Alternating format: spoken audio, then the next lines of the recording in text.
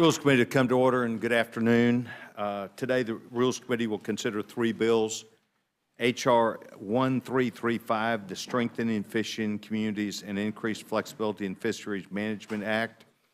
H.R. 880, the American Research and Competitiveness Act of 2015, and H.R. 2262, the Space Act of 2015. H.R. 1335 makes modest but necessary reforms to ensure that the needs of our fishing resources are balanced with the needs of fishermen and coastal communities. H.R. 880 would amend the Internal Revenue Service Code of 1986 to simplify and make permanent the research credit. Finally, H.R. 2662 is a package of 4 space bills intended to bring stability and certainty to the growing commercial space market. With us today, we have Rob Bishop, who is hiding back over in the corner, but is certainly no stranger to the Rules Committee. I think, obviously, he begrudgingly left the Rules Committee at the beginning of the Congress to chair Natural Resources. He may be wishing he was back up here before this thing is over with. But Chairman Bishop, I want to welcome you back to the Rules Committee. As you can tell, our colleagues that are Democrats couldn't wait to see you.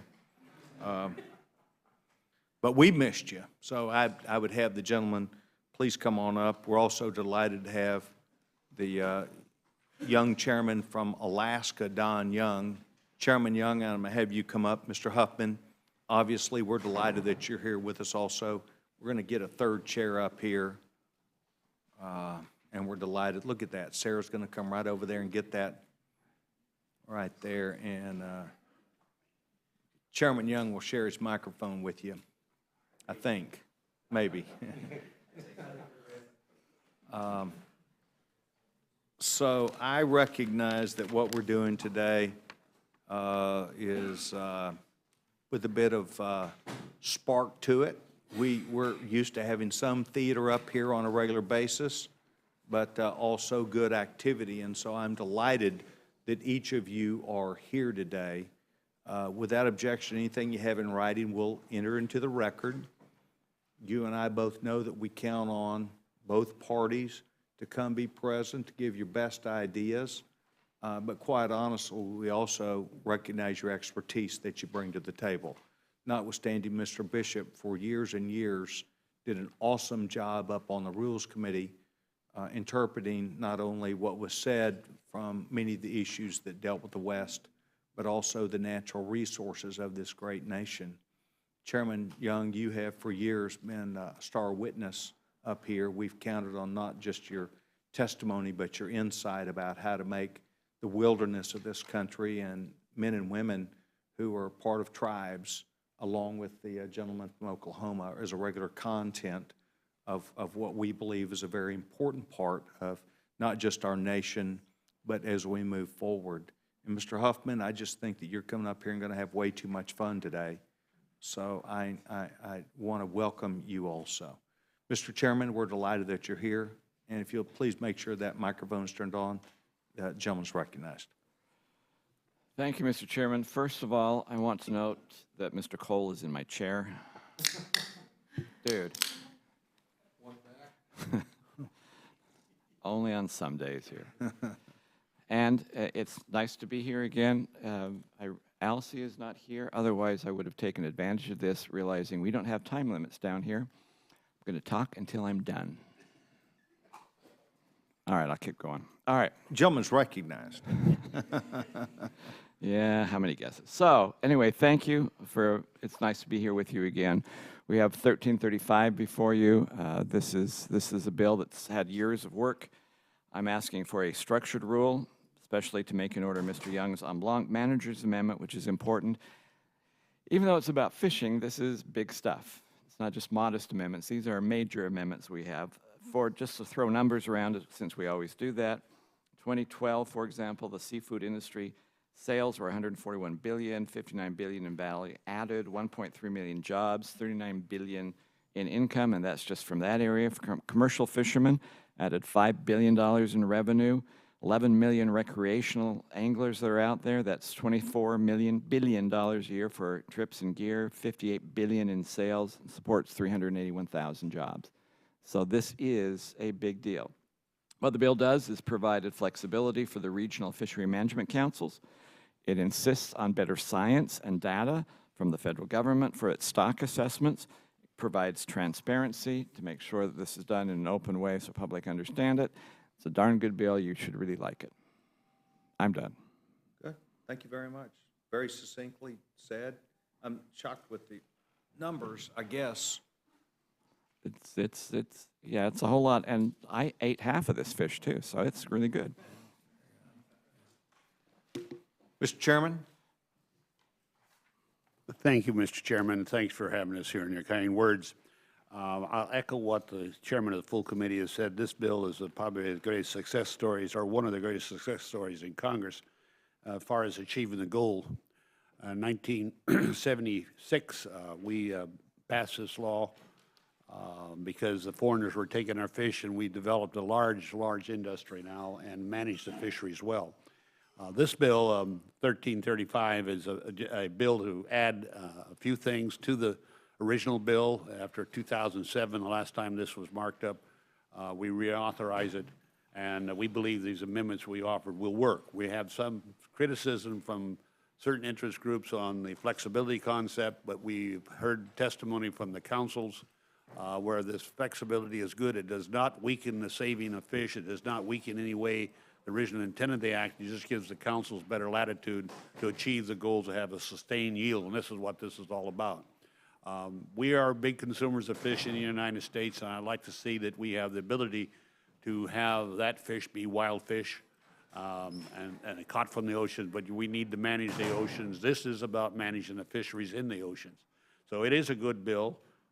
There are some issues that I would like to address to the later type legislation that might be working. One is the Gulf of Mexico and the issue down there, which I am think there should be a solution in this bill. As maybe that's another line, but it's not in the bill at this time. So I'm backing the chairman up. We want a structured rule, and we believe that this is good legislation. It's necessary for the sustained yield of fisheries, and I would continue to say that a good success story in this legislation. And I yield back. Mr. Chairman, thank you very much for being here. Mr. Huffman, welcome. Thank you, Mr. Chairman. Gentleman's recognized. Thank you. This bill, of course, would reauthorize and amend the Magnuson-Stevens Act, which has been a very important piece of legislation governing fishing in the United States exclusive economic zone. We oppose this legislation currently because it would roll back some important elements of a law that has worked very well, elements that are critical to making fisheries and the fishing industry in the U.S. economically and environmentally sustainable. Congress first enacted the Magnuson Act in 1976 with two main goals. First, to put an end to unregulated fishing by foreign fleets, as Mr. Young just indicated, and to develop domestic fleets that could reap the economic benefit of our very considerable fishery resources. It worked so well that domestic fishing soon replaced foreign fleets in overexploiting U.S. fisheries, and the 1996 and 2000 reauthorizations of the bill implemented and enforced catch limits and rebuilding plans that were vital to creating a fisheries management system in this country that is now a model for the rest of the world. The important point here is that all three acts of Congress were bipartisan bills. This has always been a bipartisan issue. They were worked on and voted for by people from both parties because everybody recognized the need to address the number of declining and collapsed fish stocks. These were also effective, progressive endeavors that drastically improved the fisheries in our country. In fact, federal fisheries today have the lowest ever number of stocks that are overfished or subject to overfishing, and a total of 37 stocks have been rebuilt. Now, I appreciate Mr. Young's commitment to these issues. I know many members, including myself, share his very strong interest. Our districts have strong fisheries considerations and industries. But contrary to previous acts of Congress, this bill was developed with very little input from Democrats, as evidenced by the fact that the passage out of committee was done on a strict party line vote, with no Democrats voting in favor. Not a single Democratic amendment was accepted to this bill. We don't believe this bill represents a constructive approach to ensuring abundant resources for current and future generations of fishermen. The health of the fishing industry is directly linked to the health of fish stocks, and this bill would take us back to the failed fishery management policies of the past at a time when most people, including every witness at each hearing that the committee held on this topic in the last Congress, agree that the act is largely working. Because weakening fishery management policies is apparently not enough, the bill also attacks bedrock environmental laws such as NEPA and the Endangered Species Act, the Antiquities Act, and the National Marine Sanctuaries Act by making them subservient to councils under the Magnuson Act. And the inclusion of these provisions very clearly shows, unfortunately, that my friends across the aisle are more interested in advancing this agenda of undermining conservation laws rather than focusing on improving the management of our fisheries. We want to have meaningful discussions with our Republican colleagues and go back to developing bipartisan legislation in the spirit of what's always been done in the past with the Magnuson Act. To this end, Mr. Sablon and I have introduced H.R. 1826, the Fishing Economy Improvement Act, last month. It is much closer to a clean reauthorization of the Magnuson Act. Our bill would reauthorize Magnuson and leave intact the core conservation and management provisions in the law that have worked so well, including the requirements to rebuild overfished stocks and to set annual catch limits. It would also make improvements to the Act that I believe both parties can and should support, including modernizing data collection and management, increasing transparency and public participation in the fishery management process, as well as infusing new funding into cooperative research efforts. Our hope is that we can use this legislation to start a thoughtful, constructive, bipartisan conversation about these issues, and I will offer an amendment to substitute language from the bill for the divisive and damaging measure, unfortunately, that is before the committee today. The fishermen I represent and those that my colleagues represent deserve that conversation, and they deserve a bill that honors the sacrifices that have been made to make their fisheries sustainable for themselves, their families, and future generations. I yield back. So, thank you very much. Mr. Chairman, thank you for being here. The sustainability was an issue that was brought up, yet we have healthy stocks now. Can you address the issue of sustainability? Well, you will, Bill? not only do you have healthy stocks, you're going to continue to do that. What we're trying to do is do this in a streamlined way. So, for example, with the complaint that we are changing some of the conservation laws, no, we're not. Actually, we're not doing anything with NEPA. There's already what the councils go through as a process that is replicated. So he's saying that it's useless to have that replication. The allowable catch limits will still be imported in there. What we're asking, though, is that real science be used. In the past, one of the problems that we've had in some parts of the country is simply the science that was used underestimated the fish that were there by the process that they used. This has to be done, and we want this done in a transparent way. So that the action, the science that they'll be doing in these councils from now on is going to be very open to the public. Let me also say, just in one part, I realize that this came out on a party line vote, but this bill is actually almost identical to the bill that was passed 2 years ago that came out of committee, Magnuson-Stevens. And in that one, we had comments coming from then who were the leaders of our committee of how bipartisan it was. So Mr. DeFazio, the ranking member at the time, thanked us for the changes that were negotiated that has been in a traditionally a very bipartisan exercise, and this is a good bipartisan bill. Mr. Plone, who was the ranking member on the subcommittee, said, I want to say that I do appreciate the fact that you reached out to us on the Democrat side of the aisle. Many of the provisions you've mentioned on this bill did come from input from the Democrat side. That's the same bill they had before you, same bill last time.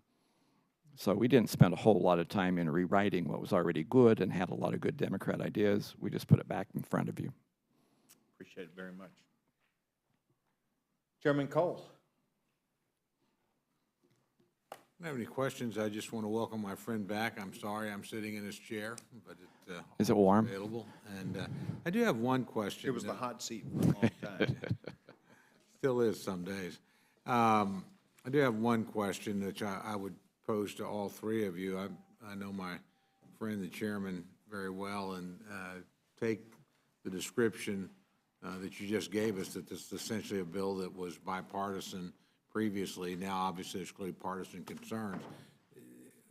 Are there new concerns that have been why have we evolved that way if this was indeed, pretty much a bipartisan exercise and is basically a replica of what we've seen before? Good question. I have not a good answer for you. Thing that all due respect to my colleague on my right, as the original sponsor of this legislation in 1976, the intent was sustainable fisheries managed for the United States of America and the coastal states. And it's been hijacked by Antiquities Act, it's been hijacked by NEPA, and it's been hijacked by a lot of interest groups, or they're trying to do so, that has nothing to do with fisheries.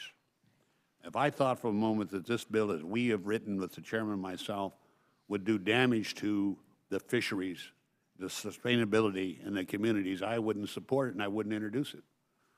This has become a political issue for the Progressive Party. That's simple. And I'm telling what I think has happened, and I'm not going to let that happen as long as I sit in the chair and when I have something to do with it. And they can give me all the songs they want, and to work with people, it means the other side has to help us too. But don't have it hijacked by interest groups that have nothing to do with sustainability and the management of fish. Please. Thank you. I would want to look at the context of the statements that were read. Certainly the implication has been made that there was a lot of Democratic support for the bill coming out of committee last time. The vote certainly didn't reflect that. I believe there was only one Democratic vote for the bill the last time around. In terms of saying nice things about the author and expressing our hopes of bipartisan collaboration, we did that this time too. We had a nice conversation in the committee hearing with Mr. Young. There was lots of talk of working together. He seemed to express a real openness to working with Democrats to fine-tune some of these provisions that were causing us heartburn. That hasn't yet happened. So again, we would love to get back to the spirit of the statements that were said last year and this year. But as for the bill that's in print right now, it's every bit as problematic as the one that got almost universal Democratic opposition the last time around, and that's why you see this position again. Thank you. Yield back, Mr. Chairman. Thank you very much. Mr. Polis? Gentleman does not seek time. Mr. Woodall? Thank you, Mr. Chairman. I will say to the new chairman of the Natural Resources Committee, I miss his company, but I do not miss his occupying this chair. I'm now one step closer to the gavel than I was when you were here, and I'm grateful to you for moving on and going elsewhere. Glad to be of service here. I've got some friends who are watermen down in the Chesapeake Bay, and I see their livelihoods dying with the regulations that Virginia and Maryland pass. Families that for generations have spent their lives earning their livelihood on the water, no longer able to do that. I have great affection for what it is you all are trying to do for those families around the country that are in federal waters where we have an opportunity to make an impact without trampling on the states. The flip side of that, and I see my friend from Georgia sitting behind you. He came up to me, and I feel bad about it. It was last year. He said, Rob, if you want to take your son and go down to the Gulf of Mexico and go fishing for red snapper, he said, how many days out of the year you think you can do that? I said, well, I can't get time off from this place very often, but I suspect I could go any weekend that I could make time. He said, no, there are 10 days a year that the federal government allows you to take your son fishing for red snapper. I said, that's crazy. He said, I said, but maybe it'd be a good day if I got down there. He said, well, they'll let you catch 2. United States of America, federal laws that you and I are working on, fathers and sons can only go fishing 10 days out of the year. I'm all about sustainable fisheries. I'm all about families making their living on the water. I love that. I think that's what's best about America. But fathers and sons going fishing is something that's great about America too. What's the real story behind that? Because I really don't believe that in the United States of America, fathers and sons can only go fishing 10 days out of the year in federal waters. Well, actually, I'm pleased to report that it's better this year. They're allowing you 11 days. 11 days. Yeah. Yes, So, I mean, that's good news. Give us a couple of centuries and we'll be back to where it ought to be. The issue he has is right, and part of that is dealing with how those estimates of fish totals were made, and that's where we have a great deal of complaint. That's part of the reasons why in this bill we are trying to make sure that sound science is used, so when they actually do their estimates, they go to where the fish actually are to make those particular estimates. If those estimates are more accurate, and I think they will be, then you'll see a great many more fish that will be available. We can open it up for recreation. We ought to open up for recreation. You still want to have these regional councils making those kind of decisions, and I support that. But at the same time, the data that was used coming out of the federal government was flawed, period. This is an effort to try and fix that flawed data, and I think it works well. I'll ask you, Chairman Young, you've been around since Well, day one of I this. will say this is a classic example maybe of the council not doing the appropriate work and without good science. I even kicked around the idea in my head, which is somewhat vacant a lot of times, that where there's science available by the states and it differs with NOAA or NIMS, that there could be a arbitrator that say, okay, the science doesn't add up, the limits you're putting on it, because the idea that the 365 days of commercial fishing, 45 days for charter boat fishing, 11 days for John Q. Citizen, doesn't add up to me. And I was hoping that both sides could sit down and work something out. I encouraged that. I supported the Graves Amendment, Mr. Scott's efforts in the committee. They were not successful. But something has to be done. Can it be done in this bill? I'm reluctant to do so because it's taken it away from the council. If we could add another tool that maybe there could be I would call an arbitrary ability to say you're wrong, federal government, and the state is right, and we rule against you. I think that may work. I have not explored it in this bill because it's a little far beyond our reach, but that issue has to be solved. I'd like to solve it, very frankly, in this legislation. I don't think it can be, but I've told both people involved that there is an unfairness in this doctrine, and we ought to address that issue.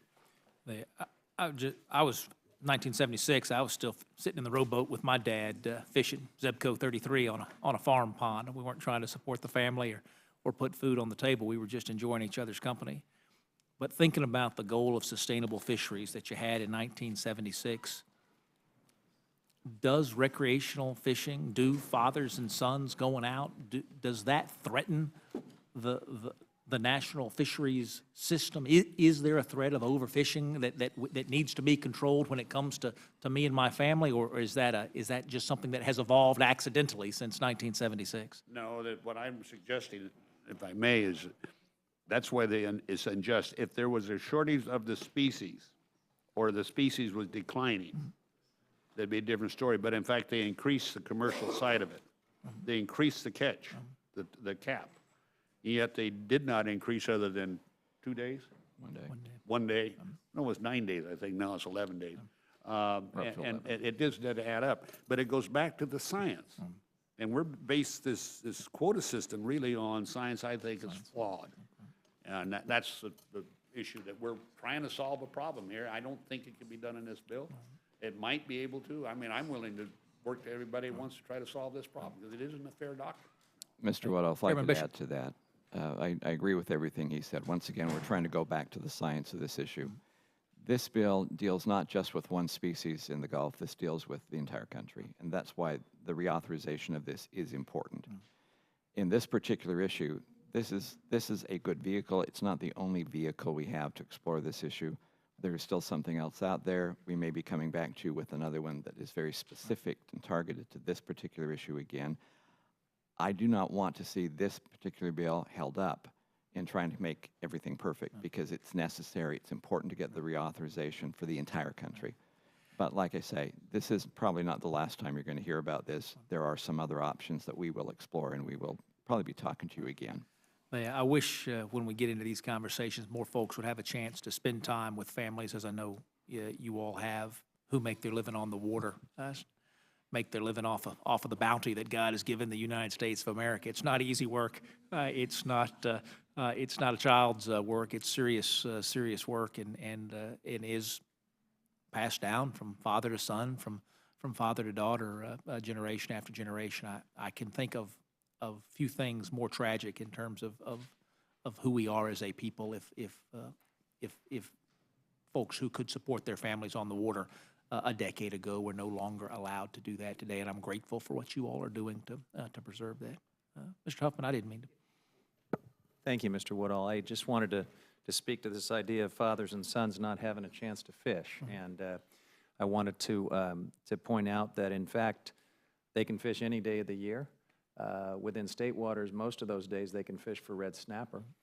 The conflict between the state policy, which is very permissive for red snapper fishing, and a federal council-driven policy, which has to protect certain numbers, is what leads to the few number of days that you can keep red snapper in federal waters, but you can still fish for them, father and son. You can go out and fish for them, fish for any other species you want, keep the other species. And this is one of these situations where I didn't want to leave the impression that the heavy hand of federal government has come in and done this. This is something that's been done by the council, and in fact, it is the people who earn their living on the water that are largely behind this, because the commercial fishing industry has supported these restrictions on the recreational take in federal waters through the council. The piece of this where we may have some very good bipartisan consensus is the need for new science, because there may be an opportunity for more flexibility. So that's an area where there is common ground. And I just want to conclude by noting that we just received news of a SAP from the administration on the bill in its current form. So this clearly is a bill that needs more work. There are many pieces of it that we could and should work on together and be able to present Congress with a bipartisan solution, but that conversation just hasn't really happened. I appreciate that. I'd like to be able to tell you that the receipt of a negative SAP here in the Rules Committee was a sign of a bill that had troubles, but sadly, it's just a sign of a Tuesday in this committee. I wish it was otherwise. Mr. Chairman, I yield back. Thank you very much, Mr. Woodall. Speaking of, Mrs. Slaughter has asked, she came up here, we had a quick meeting, she has some important business to take care of. She asked that I submit the SAP, Statement of Administrative Policy, so without objection, we'll enter that into the record. If gentleman has his own bill that I would submit to you, you can object all you want, but you'll probably have a chance to get what you want. I'll make a deal only if you remind the ranking member she still owes me a rhubarb pie. Well, we will remind her, and as a matter of fact, I've extracted that. We were just waiting for the right date, but we'll include you. Mr. Polis, did you seek time? I did. Gentleman's recognized. I have a question. Thank you. And so, you know, the Statement of Administrative Policy, which has just been entered into the record, to be clear, the fact that there is a Statement of Administrative Policy is not important, because it depends what's in it. So sometimes the president will say, it's great, send it to me. In this particular one, the president has said that if the president were presented with H.R. 1335, his senior advisors would recommend that he veto the bill. So we saw this with the pipeline bill, you might recall. He vetoed it, it came back here. So, I mean, unless 2/3 of this body supports the underlying bill, we're kind of just running in circles because the president will veto it, and we're all just, unfortunately, wasting our committee's time, and then if this continues to the full House's time. I had a question for Mr. Huffman. A number of people have mentioned the healthy stocks that we have today. To me, that would seem to indicate that the current regulations have been working. Is that a reasonable conclusion, or if we made significant changes to Magnuson, could it change that? It is a reasonable conclusion. In fact, that is the point that we heard from witness after witness after witness in the last Congress when we examined this issue. This act is not broken and doesn't need the kind of overfixing that we think is represented in this bill. Thank you, and I yield back. Gentleman yields back his time. Thank you very much. Does any other Republican seek time? Gentleman from Louisville, Texas, Dr. Birch, recognized. Mr. Chairman, I just obligated to point out, when we receive these Statement of Administration Policy notes all the time, it's our job to do our job. And the president, quite rightly, can do his job. If that job includes a veto, then so be it. But I would just submit, Mr. Chairman, not everything on which we have received a negative Statement of Administration Policy has in turn been vetoed by the president. So I think we're obligated to give him the opportunity to be a participant in the three branches of government, and I look forward to passing this bill down the chain. And you never know. Last year, the NDAA you'll remember, Mr. Bishop, the NDAA got a veto threat, and by golly, it got signed. We were up against the deadline, so you just never know. I yield back, Mr. Chairman. Gentleman yields back his time. Does gentleman Mr. Chairman, I will suggest respectfully that the legislation before you aren't drastic changes. They're small changes. And most of the changes came from the councils and came from the industry. They didn't come from my pea brain. Now, people don't understand that most of the ideas, you work through the system. The chairman and I have worked through the system by listening to those directly involved. And I go back to those that are trying to hijack this legislation for other purposes. If they wish to introduce a bill in Antiquities Act to take away fishing rights from the fishermen and make parks out of the ocean, let them do it, but don't use this bill. If they want to have NEPA be involved all the time to a greater extent, then let's have a separate vote on that. But this bill was passed originally for sustainable and for the communities of the utilization of our oceans. And it's done that. Yes, I'll agree, it's a success story. But it doesn't mean it can't be done better. We have found out a lot of the states, which we heard from, most of the councils believe that the flexibility is extremely important. That's really the only change in this legislation of any consequence. But they want to hijack it and offer other things to the bill. Has nothing to do with the original intent of the bill that I worked on with Gary Studds way back in 1975. So when the president says he's going to veto it, of course he's going to try to veto something. If it has anything to do with letting the individuals in the intent of the act continue, he doesn't like it. He doesn't want it any better. And I agree with you. We have our job to do, and we're going to do our job. If he wants to veto it, fine. Let him veto it. We'll come back again. And we're going to have a new president 17 months from now, and somebody has a little sense about original legislation. She'll get it right. That bullshit. I apologize, Mr. Chairman. It's balderdash is what you said. I've said balderdash. That's what I heard. I knew this panel would be a whole lot of fun. Does the gentleman from Georgia seek time? Yes, Mr. Chairman, but after that, I'm not sure anybody could follow. Just remember, I'm from Waco, Texas. Yeah, that is it, but yes. I may want to meet you at Twin Peaks Restaurant. You almost recognize. Thank you, Mr. Chairman.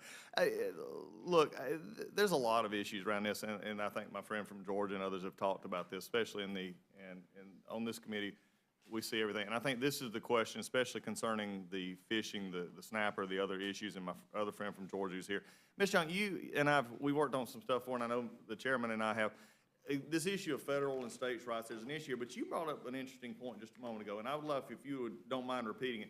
What this, and we added a day, I think the chairman said we've added 11 days now for it. What are the other allowable days for the charter and then the commercial? How many are they allowed? 365 days for the commercial, and 45 for the charter operators, 11 days for the sport fishing. And 11. And again, this is where some of us, and again, I understand the difficulties here. I'm not trying to do it, but to those that say we're trying to manage the amounts, trying to regulate, make sure that we have enough, the concern I have here is for the fishermen to go out for 11 days and have a 2 limit.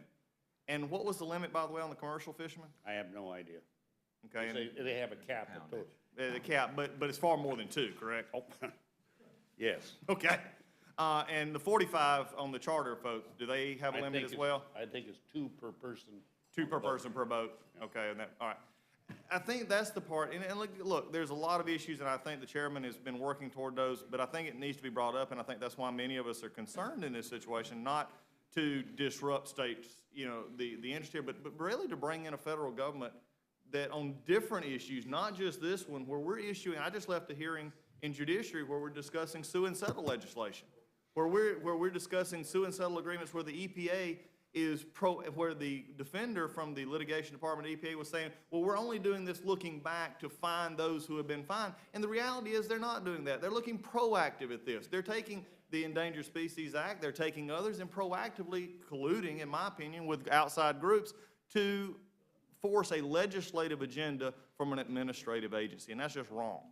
This is what concerns me here, and I would like from the chairman's perspective, and Mr. Young as well, understanding, I think you do, for those of us who are concerned about this, is there a solution looking forward that we can protect basically the individual against in some ways looked at here as the big corporation or the individual against the government, when the government seems to side against the individual, which is what it appears here. That's a concern from me and Georgia, as I'm sure it would be a concern in Utah or in Alaska or anywhere else. Help me get through this, how we can get a solution here that doesn't seem to, again, in the name of science to protect species, you're gonna have unlimited basically fishing at a huge cap, but you're saying I can't go out and catch 2 but 11 days a year? There's some weigh-in processes here that just doesn't work. To which chairman are you addressing Either that? one, both preferably. With the two of y'all, I cannot wait for the tag team answer on this one. Oh, great. All right, here's the bottom line. The entire industry, as well as the restaurant industry, as well as the recreational fishermen, are actually supporting what we are doing here. Recreational fishermen had one major goal when they came in for this legislation. It was put in the committee as part of the bill. There are 2 ways of trying to rectify what I do agree is an unfair process. One is to try and change the boundary limits that we have. As you said, on state areas, you can fish all the time you want to. It's just the fish aren't there. So Florida and Texas are out to 9 miles. Part of it is to allow Louisiana, Louisiana, Alabama, and Mississippi to go to 9 miles as well. Second concept is if we adjust the way the data is collected. That's the big stumbling block right now is what is the data? If we actually adjust the way the data so we have an accurate number of what the stock is, then I think the councils can then make those kinds of adjustments. And that is mandated in the bill. What I also said is this is not the only place that we can address this issue. I'm going to come back with another effort to try and address it as well. Sure. One thing I want to mention, you mentioned the 9 mile. Isn't there a 9 mile issue though because of depth of water issue that this is a reason that there's a 9 mile, that this is, again, for the recreational side of fishing, they're not there kind of thing. I think, again, taking and I know there's a lot of emotion in this, but at the same point, looking at it from that perspective, I just want to have assurances from the recreational fisher side to everyone involved here that we are going to be moving forward to find, I know the solution. I know that I got a gentleman from Alabama here who's very interested in it along with others, that we make sure that, again, what is perceived is reality in many cases, that the science here doesn't match the reality of what's happening out there. And to explain to somebody, well, we're doing this to conserve the species, we're going to let you have 2, but we're letting commercial go 365 days a year. Look, there's other issues here, and I'm not downplaying those, but from that perspective, I think that's what's been raised a great deal, and why I was wanting some clarification and making sure we're looking ahead to that. Well, Ms. Young, you want to address that? As the chairman said, we tried to address some of these issues in the bill. And we're going to continue to do that with legislation. I hope we'll be able to solve this problem. Again, it was based upon the mass of fish that was available, but when they raised it for the commercial and didn't increase the other one, then I'm saying, okay, that science didn't add up. And that's what we have to address. And that's why in this bill, and I've said before, maybe we ought to look at the possibility of where there's 2 science groups that may say this is right and this is right, and there has to be an arbitrator say, no, they're both wrong or you're both right, or maybe we ought to change the decision that's made. Because this battle goes on not just in the Gulf state, it goes all the coastal areas, commercial versus sport fishermen. You have to have both. That's the sad part, because the commercial fishermen are very vital in the management of the fish.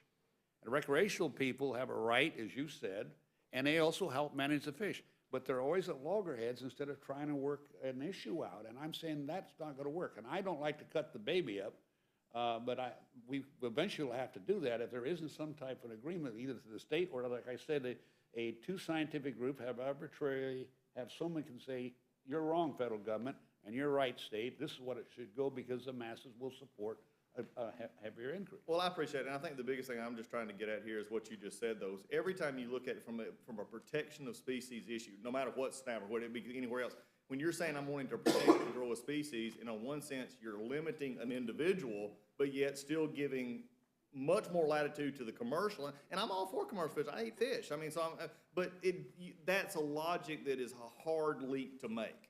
And so people don't understand. So the arbitrary, that's why I'm asking the questions. That's why this is a concern. I know we're working for this, but I do want to see that we continue that. And that was the purpose and line of this question. I appreciate it. Mr. Chairman, I yield back. Thank you very much. Mr. Huffman? Thanks, Mr. Chairman, for a small point of clarification. The numbers do sound so heavily imbalanced, the numbers of days that recreational folks can fish versus this much greater number for commercial.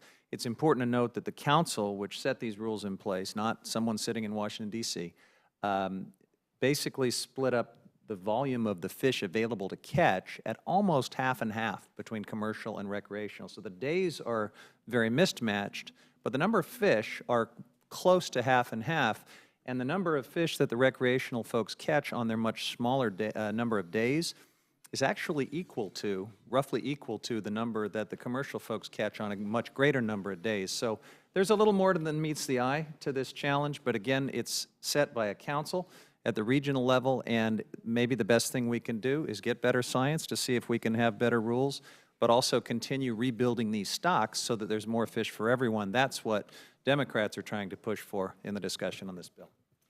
Does anybody else seek time? Mr. Newhouse, how'd it go on the floor? I watched your performance. You had a good time down there. I was proud of you.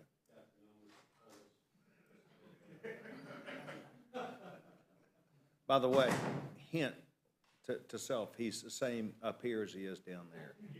So, well, congratulations for handling the rules this morning. I'm delighted with your progress and your professional nature, and I want to thank you for that.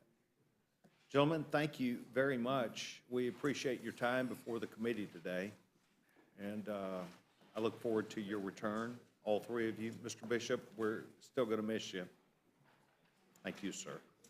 If you'll please make sure you leave whatever you brought in writing for our awesome stenographer and help her out. We'll now go to our next committee. I'd like to first invite my dear friend Walter Johnson. Walter Jones, not Walter Johnson, Walter Jones. I went to Walter Johnson High School, Walter Jones. I call him WJ. WJ, yes, sir. And I'd like to invite Mr. Scott. If you'll just come right on up here. And Mr. Graves, welcome. We've had a lot of discussions about you in the last couple days. I'm delighted all three of you are here. I know you heard the testimony from the panel. And please do remember that anything you have in writing will be entered the record without objection. We're going to do that. And the gentleman from North Carolina is recognized, Mr. Jones. Mr. Chairman, thank you very much. H.R. 1335 includes a provision that would upset the longstanding system of local stakeholders on the South Atlantic Regional Fishery Management Council, fairly and equitably allocating fish harvests among fishing groups. Instead, it would force taxpayers to pay for an outside group to come up with biased criteria for making allocations decisions and require those to be considered in making subsequent allocations. The provision, Mr. Chairman, is unnecessary. The Magnuson Act already requires the councils to allocate harvest quotas in a way that is fair and equitable to all fishermen. Furthermore, the councils are already reviewing the allocation issue. The National Council Coordination Committee is in the final stages of developing a guidance document outlining criteria councils could consider for allocation review. The South Atlantic Council is also addressing the issue. The council has an allocation amendment on its docket for development in 2016. Commercial fishermen in the South Atlantic region oppose this provision because it may compromise their ability to provide consumers with affordable, sustainably harvested U.S. fish. Mr. Chairman, my amendment would restore the ability of the South Atlantic Council and the local fishermen and citizens who serve on it to allocate fish harvests in that region in a fair and equitable manner, as it is required by existing law. Mr. Chairman, commercial fishermen in my district and throughout the South Atlantic have been economically devastated by the federal government. Over the past 20 years, the number of permitted vessels in the South Atlantic snapper grouper fishery the biggest fishery in the region, has been slashed by over 76%. I hope that the committee will look seriously at what we're proposing and would appreciate any consideration that you can give to this amendment so it can be debated on the floor, because I have been here 20 years, Mr. Chairman. I've worked across the political aisle with Barney Frank and other members of the Northeast districts to make sure that our commercial fishermen will survive. But when I repeat this just one time, over the past 20 years, the number of permitted vessels in the South Atlantic snapper group of fishery, the biggest fishery in the region, has been slashed by over 76%. In the years to come, if we do not help the commercial fishermen stay in business, there will be no commercial fishermen. And then, Mr. Speaker, I guess we will all buy our fish from Vietnam and the Southeast Asia, where we don't even know what we're buying half the time. So I hope the committee will look seriously at what we're proposing, and thank you for the time. Ms. Jones, thank you very much. Ms. Graves, welcome to the Rules Committee. You're going to have to share that microphone. Ms. Graves, I want to state for the record that I thought that your support of your position was professionally presented to me on the floor when you spoke to me yesterday, and it's a delight that you're here before the committee today, and I'm delighted that you're, and gentleman's recognized. Thank you, Mr. Chairman. I appreciate it. Mr. Chairman, as you heard in the previous panel, you had members discussing challenges associated with a red snapper fishery in the Gulf of Mexico. And as you heard members discussing, the commercial sector has access effectively to the Gulf of Mexico red snapper fisheries for 365 days a year. The charter for hire sector, for the first time ever, was actually separated out from the recreational fishery, and they were given 45 days to fish for red snapper in the Gulf of Mexico. Whereas the private angler, the parents, their children, were relegated to just 10 days. Mr. Chairman, I want to be clear that back 20 years ago, it was year-round access, and the quotas were higher. The limits were higher than they are today.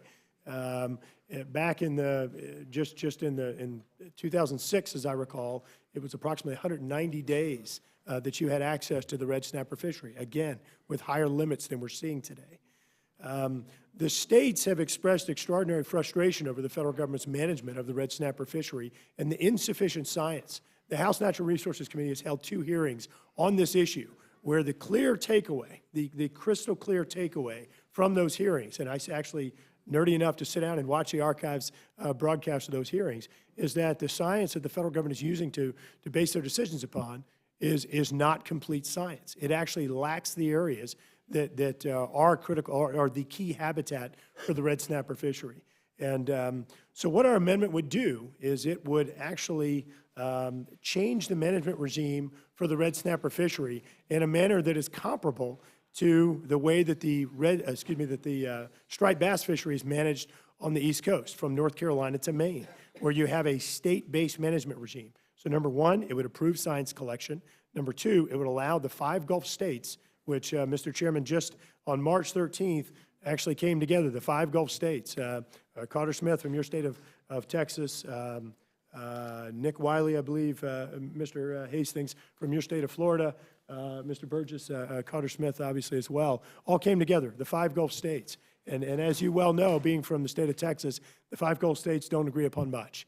And they came together and agreed upon a management regime that is comparable to how the Atlantic striped bass is managed today and has been managed for several years from North Carolina to Maine. And so our amendment would effectively do just that. It would effectively allow the Gulf states to manage the fisheries. It has protections in there to ensure that we continue to have a robust commercial sector, continue to ensure that the recreational fishers have access as well. But it's a balanced approach. It's not precedent setting. It's based upon current practice. And lastly, Mr. Chairman, I want to make one response to the gentleman from California's comment suggesting that the states are not sustainably managing the fisheries.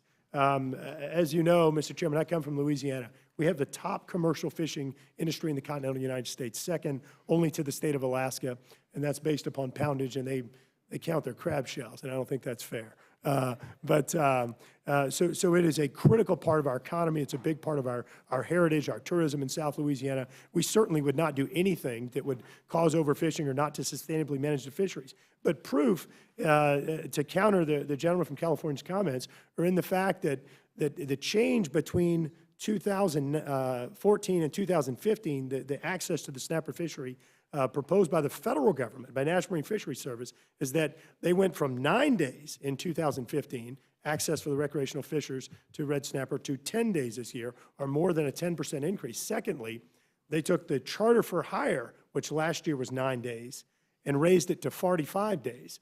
Therefore, suggesting that the state's management in state waters is causing overfishing or unsustainable is contrary to the federal government's decision. So, Mr. Chairman, I want to thank you for the opportunity to raise the amendment today, and would appreciate your support. Thank you very much. Mr. Scott, welcome to the committee. I would also add that I had a chance to speak with you yesterday, and I sensed a strong commitment that you make, that I have, to making sure that our children, boys and girls, have a chance to be with their families and their dads.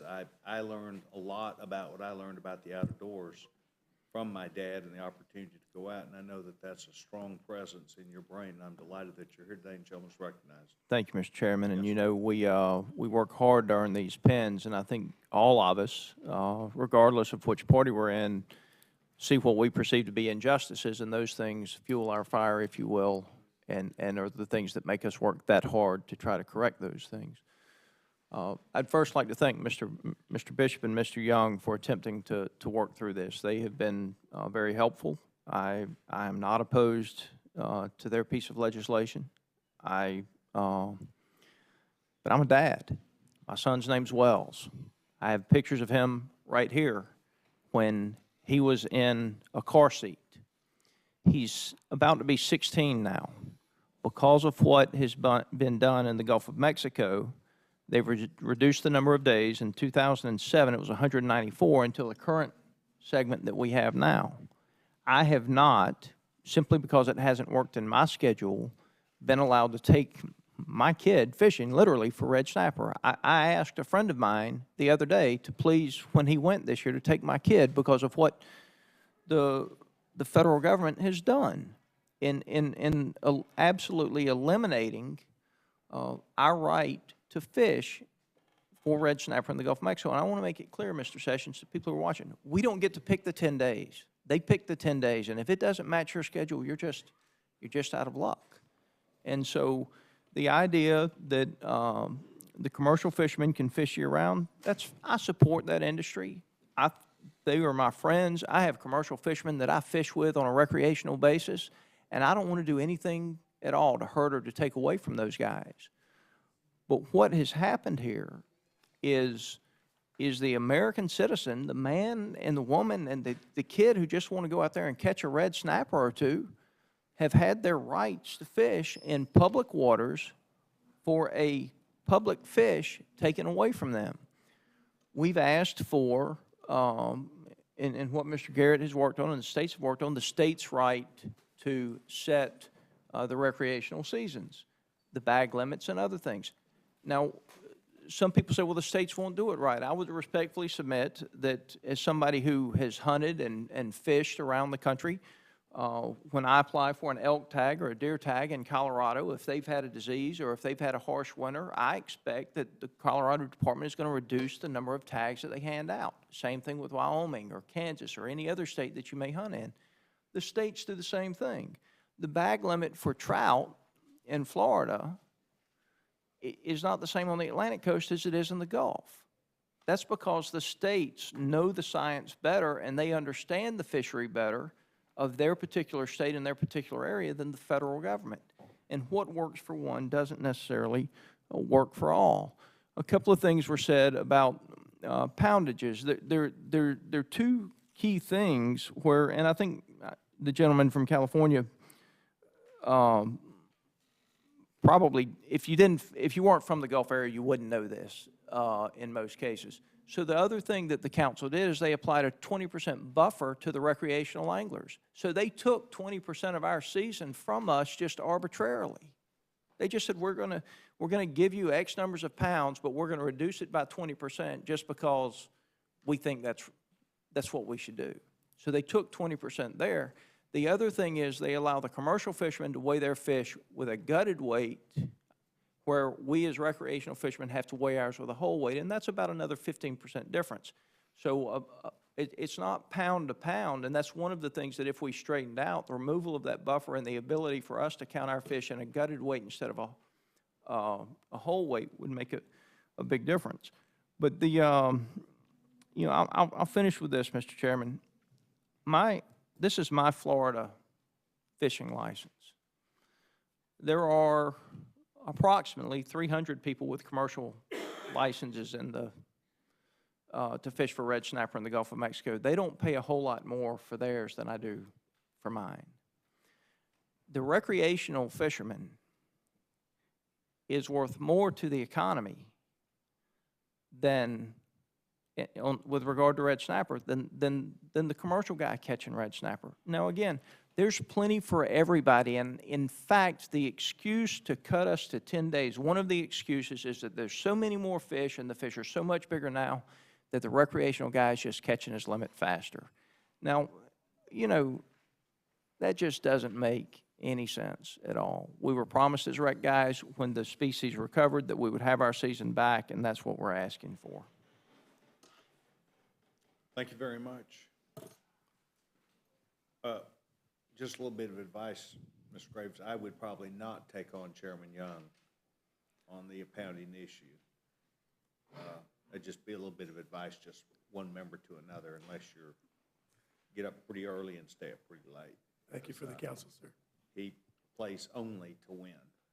Just a little bit of advice. Mrs. Fox? Thank you, Mr. Chairman. I don't have any advice and I don't have any questions. Thank you all very much. Judge Hastings? Mr. Polis? I just wanted to express my concerns about the Graves amendment. I know that red snapper have been discussed extensively in the committee, and people like to eat them. That's why, and I think that's why NOAA had to shorten the recreational season in federal waters to 9 days. I think it's in the interest of recreational fishermen to ensure that there is a stock. Obviously, the numbers are taking a lot more out of the water, as we talked about, from the commercial side, but simple arithmetic shows that there's too many people putting too much pressure on red snapper stock to sustain more recreational fishing than just a few days. So I think private boat anglers need to be creative, and I know that commercial and charter for hire sectors are developing creative solutions. But I think that we have to look at the data that NOAA and others have provided to ensure that not just this year's fishermen, but that we have sufficient stock for years to come to enjoy. And so I do have concerns about the Graves Amendment, but I'll yield back. Chairman yields back his time. Does any Republican member seek time? Gentleman from Georgia. Thank you, Mr. Chairman. I had two questions, one for Mr. Jones. 76% reduction in fishing vessels in that South Atlantic region. Is this one of those things like the United States Navy where we have fewer boats than we used to, but they're 100 times larger and do 1,000 times more damage? Is it a question of just having more vessels, bigger vessels out there, or are we squeezing family fishermen, not commercial family fishermen, out with that vessel limit? Mr. Woodall, to answer your question, for me, I'm a non-fisherman. I happen to have 90% of the coastline of North Carolina is in the 3rd District, which I do have the privilege to represent. My education to the plight, maybe flight too, I couldn't think of that, plight of the commercial fishermen has been that I have observed in the 20 years in eastern North Carolina, almost the commercial fishing fleet cut in half, and that goes back to the 76%. The boats in my district are not big. The majority of them, of course, have been, rebuilt, but you go out on the dock at Wanchese, and these are not these massive fishing boats. They really are not. You go down to Carteret County, it's the same thing. We don't have, I think in Alaska and some of the other parts of the United States, you've got much larger fishing vessels than what we have in eastern North Carolina. Mr. Graves said in his testimony that it was part of Louisiana's heritage. I think anybody who's been to the 3rd District of North Carolina sees it goes much deeper and skin deep in terms of being Yes, part of the heritage there. I appreciate the amendment. Mr. Graves, the statement from the gentleman from California was, hey, we tried to be equitable. We have all these families depending on the red snapper fisheries, and then we have all these folks who are just out there to have fun. And so we split the fish about 50-50 between the two. Is that a fair guesstimate of where the fish are split? Thank you. You know, the way that, if you look at it on paper, it appears to be 51-49, but as Mr. Scott just went through, number one, you have a few hundred quota holders or commercial fishers that are allowed to go catch the fish. Number two, there is a difference in the buffer percentage for the recreational fishers as compared to the commercial. And last, as Mr. Scott noted, the commercial side is gutted weight as compared to whole fish weight, which is required for the recreational fishers. And so you could look at those percentages on face value and say, well, that's near equity, but in reality, when you dig into it, it's nothing close to equity. Now, there seemed to be unanimity in the previous panel to say we need to look for better science, and we ought to base these things on the best science. And to your point, yes, if you're measuring fish in places where fish aren't, you're probably not going to end up with the best numbers at the end of the day.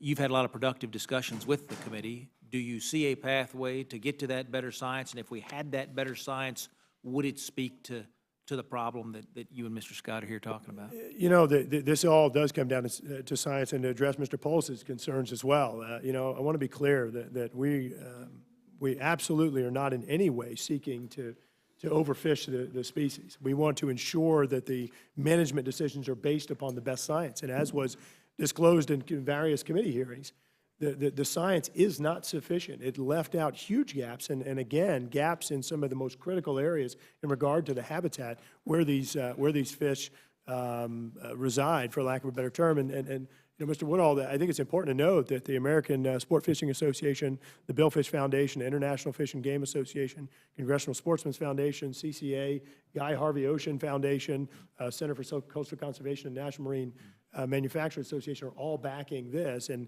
certainly those are organizations that support sustainable fisheries and want to ensure that there's access to these fisheries for generations to come. And lastly, and perhaps most importantly, when I go to a restaurant, I like to get a good red snapper, and we're seeing increasingly tilapia on the menu. And you know, in a place like New Orleans and South Louisiana that has a big tourism industry based upon foodies, that's simply not an option. And so ensuring that those fish continue to be available for recreational and commercial fishers is critically important. I respect all of my colleagues who want to make sure that fisheries are sustainable and remain with us for generations to come, but it is not laughable, it is tragic to suggest that the center of commercial fishery in the continental United States does not care about that more than the rest of us do, because as you say, it's not just about dollars and cents, it's about livelihoods, it's about heritage. And certainly in our part of the world, that sometimes means more. I'm grateful to you for the amendment. Mr. Chairman, I yield back. Thank you very much. It's in the Republicans' seat time. I want to thank all three of you for being here. Excuse me, I'm sorry, gentleman, George recognized. Mr. Chairman, I appreciate it. One, I just, again, continuing this discussion, I think Mr. Scott brought up, and Mr. Graves is continuing this discussion. I think from the previous panel, there is work to be done here. I think that work is getting done. I want to see that continue. I think there's, in many ways, the discussion, and we've had some other discussions here, the optics of this and the science are so far off that it makes this a very difficult issue. I appreciate the work that the gentlemen have done in this and would continue to be supported there. I think we've got to find a solution for this that can be explained to the average person looking at this issue as we go forward. And with that, Mr. Chairman, I yield back. Thank you very much. Thank you very much to all three of you for being here. I hope that you'll leave anything you brought in writing for our great stenographer. But I really appreciate the intensity that you brought with the power of your words, and I do not underestimate at all what you said you not only believe in, but believe that it's really the right of us as free people to have a shot at what is America belongs to our children also. So thank you very much. Thank you, Mr. Chairman. Is there any other member that seeks time on H.R. 1335? Seeing none, we now close the hearing portion of H.R. 1335, and we move to H.R. 880, America's Research and Competitiveness Act of 2015. I note the arrival of the young chairman from Wisconsin, Mr. Ryan, and I also see where our dear friend, Mr. Crowley from New York, has arrived. So I'd like to ask both these gentlemen, please come on up to the table. And we as a committee, count on each of you not only come before the committee with your best advice and expertise, but we also welcome you both as friends of the committee. And yeah, we keep good stuff in there. You know, you're looking for chocolate, weren't you? Or cheese. Were you looking for the cheese or the trap? Yeah, there's a little bit of both in there. Mr. Ryan, I want you to know how much we deeply appreciate you taking time to be here today. Mr. Crowley, also, we're delighted that you're here. Anything you have in writing will be entered to the record. If you'll please make sure you leave that when you leave, but without objection, we'll do that. Mr. Ryan, gentleman's recognized. Thank you. I'll be brief. I'll just ask that my statement be included in the record. We've had an R&D credit since 1981. We've been temporarily expanding it since then. It makes no sense to temporarily expand it when we could permanently replace it, because here's the big problem: certainty. It is really making it very difficult for businesses who are making multi-year plans and investments into research and development so they can develop new products, say it's pharmaceuticals or say it's manufacturing or whatever, or software. They can't make those multi-year investments, which creates more jobs in our economy and creates more economic growth, if they have no idea whether or not the R&D credit's going to be there or not. Last year, we extended it for a year retroactive to the beginning of the year on December 11th, and then it expired on January 1st the next month. So think of the kind of planning that's occurring there. This is why, once and for all, policy that both on a bipartisan basis we agree upon, we ought to have a research and development credit. We believe it's part of the current code and that it should be a part of a newly reformed code when we go reform the code. So let's make a statement on behalf of certainty. Let's create jobs. It's bipartisan. And there's this notion that's being advanced that if we go beyond extending it 1 year at a time, which no one ever suggests that should be quote-unquote paid for. In other words, we shouldn't raise taxes on other people to keep them the same for everybody else. If we go on by that 1 year, people are saying we've got to go raise taxes somewhere else to do this. We just disagree with that. We don't think we should raise taxes on hardworking Americans just to keep taxes the same for everybody else. And that's the big difference in our two premises, and that's why we're bringing this bill to the floor, because we think it's good for jobs, good for certainty, and gives businesses the signals they need to make those big multi-year investments here in America to create jobs. And that's why we're bringing it to the floor. Mr. Kemp, nice job.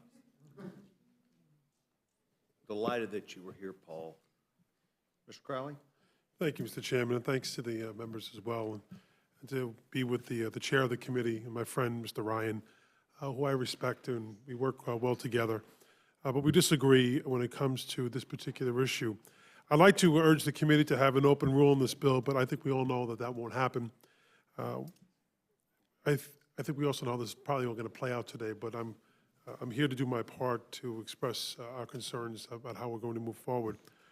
What's worse than the knowledge that this majority will not allow an open and free debate on this revenue measure is the bigger picture at hand.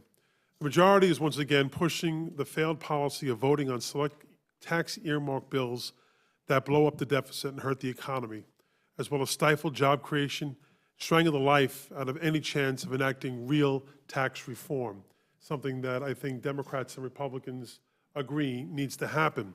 First, this bill will add $181 billion to our nation's deficit. And let's be clear, when President Obama became president, he inherited the nation's first $1 trillion deficit from the outgoing Bush administration.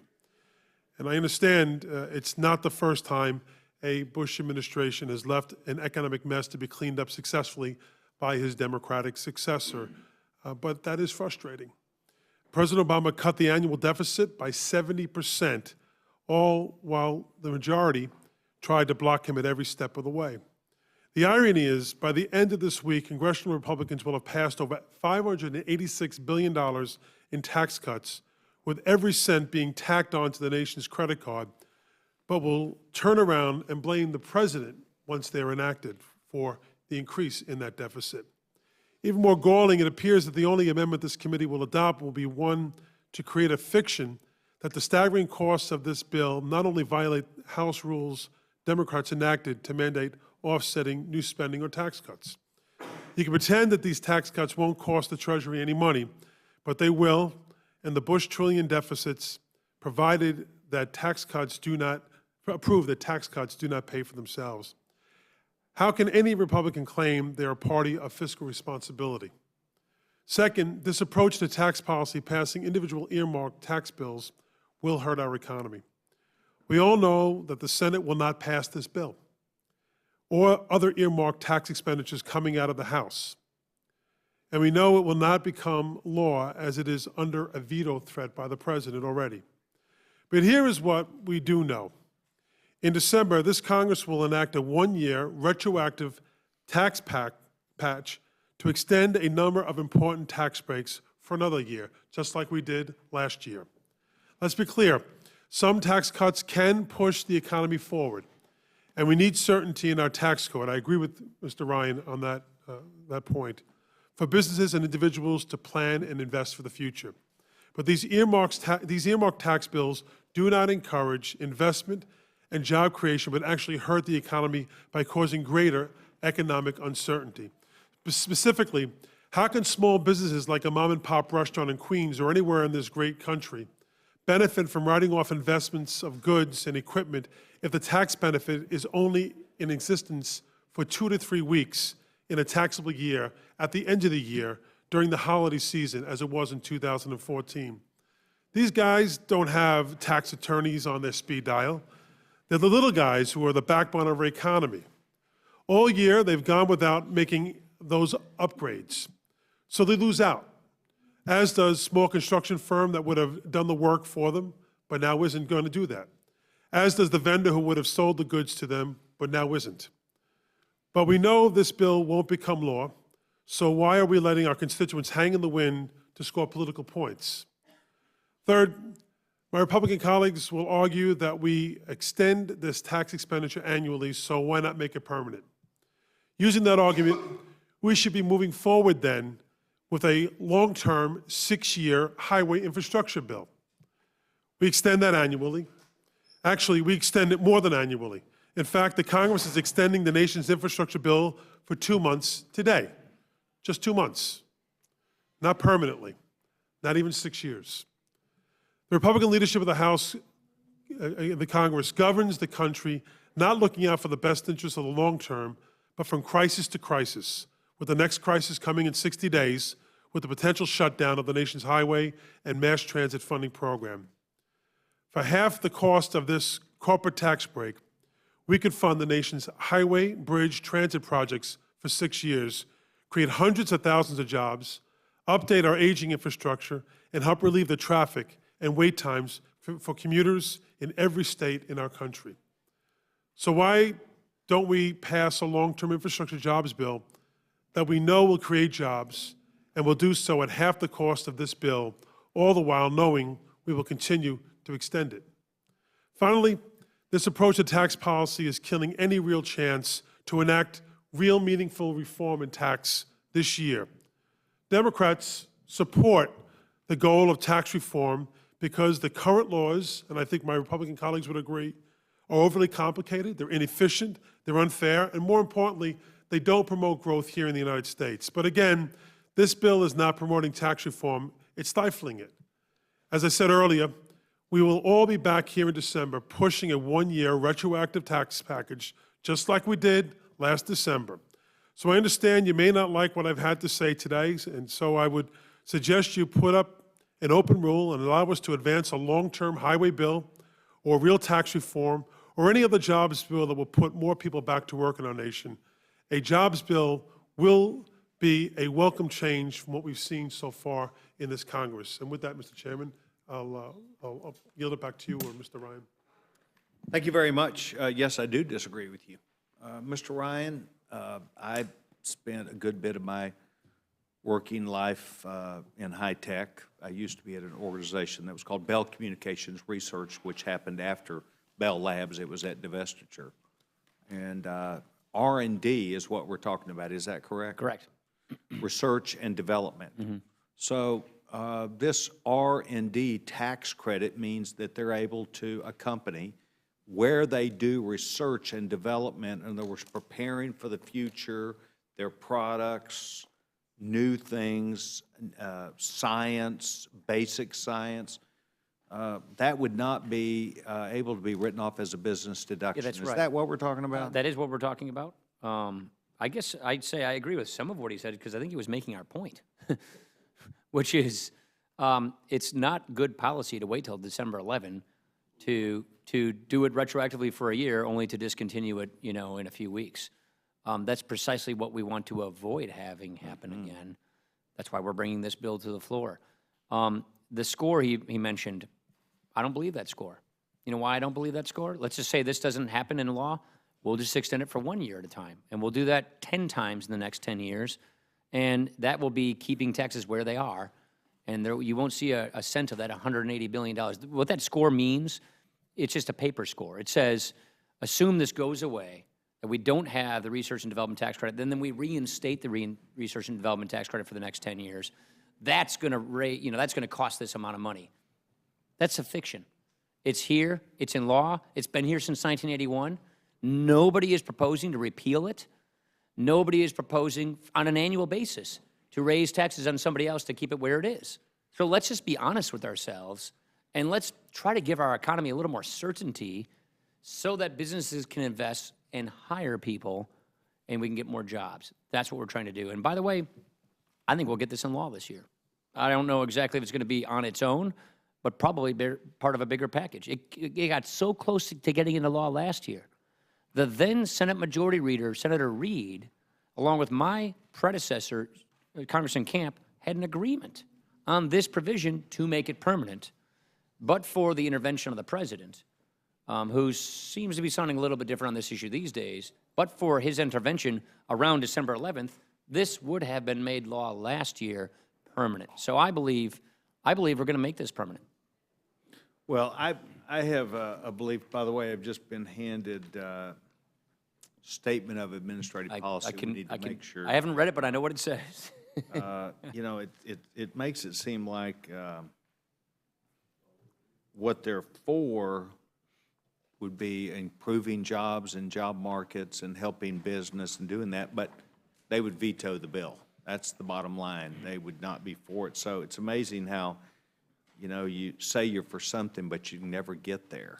What it strikes me is what's happening here is they're doing that to try and reduce the bipartisan appeal and votes for this, when it's my belief that at the end of the day, we'll probably do this. And I'd hate to be a person who votes no on a Tuesday and yes on a Thursday for the same policy. Mr. Chairman? Yes, sir.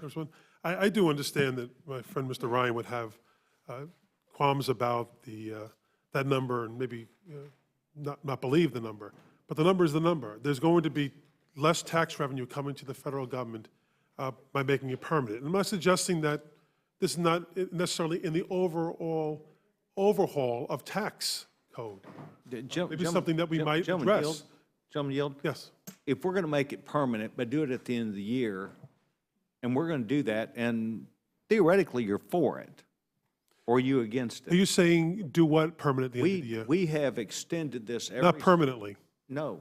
Right. We do it every year, which is the same as doing it permanently, except nobody takes advantage of it as much as they would, and it is a The scoring, terrible Mr. Chairman, the scoring of this bill is $181 billion, whether you like it or not. It is, I don't mean you, whether Mr. Ryan, yourself, or anyone agrees with that or not. That's the scoring of the bill. And the So in pay for other it. words, that means we would- tax revenues don't come to the federal government. That's right, and I'm worried about growing jobs and the investment that would take place, but it's a fairness issue also. Why would we stop companies from doing legitimate business expenses simply because it's R&D? Well, that is because somebody cares more about the federal government than they do care about jobs in the If we were to private sector. enact all the tax bills that Mr. Ryan has put forward on the floor of the House of Representatives, they actually became law, it would be $500 billion deficit that would be created. And it would, And be added to the national unleash deficit. our Exactly. economy to where we get more jobs. Let me just, I'm not, And what my point I'm trying to make is this, that doing this in the context of an overhaul of the tax code may be something that we'll look at, and maybe that's part of it.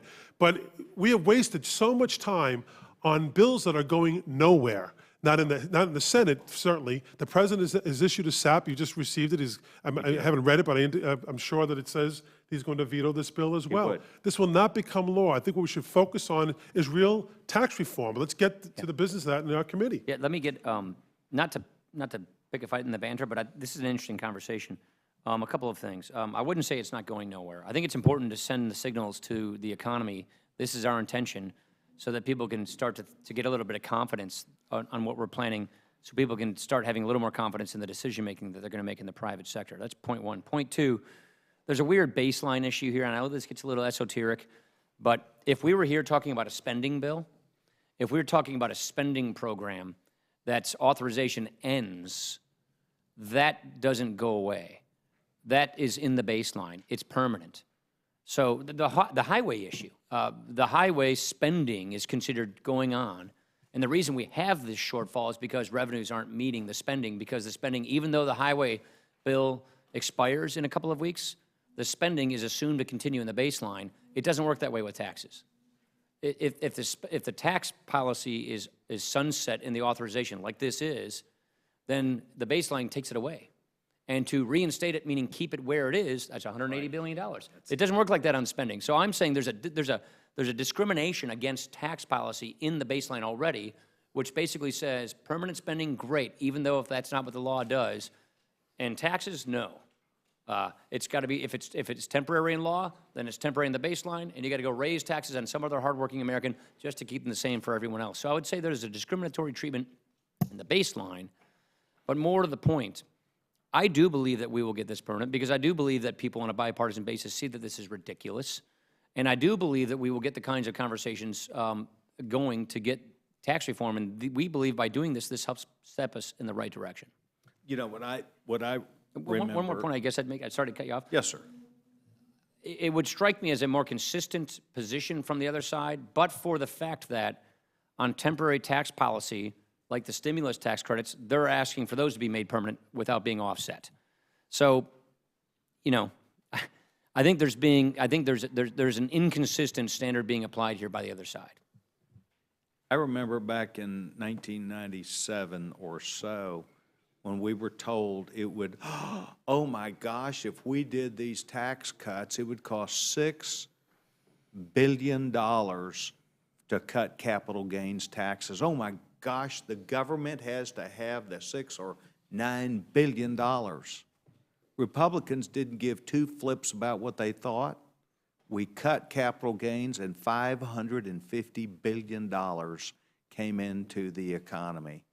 And we balanced the budget. Yeah, that's right. I know it's unbelievable to a lot of Democrat staff that are behind you that you were in junior high at the time.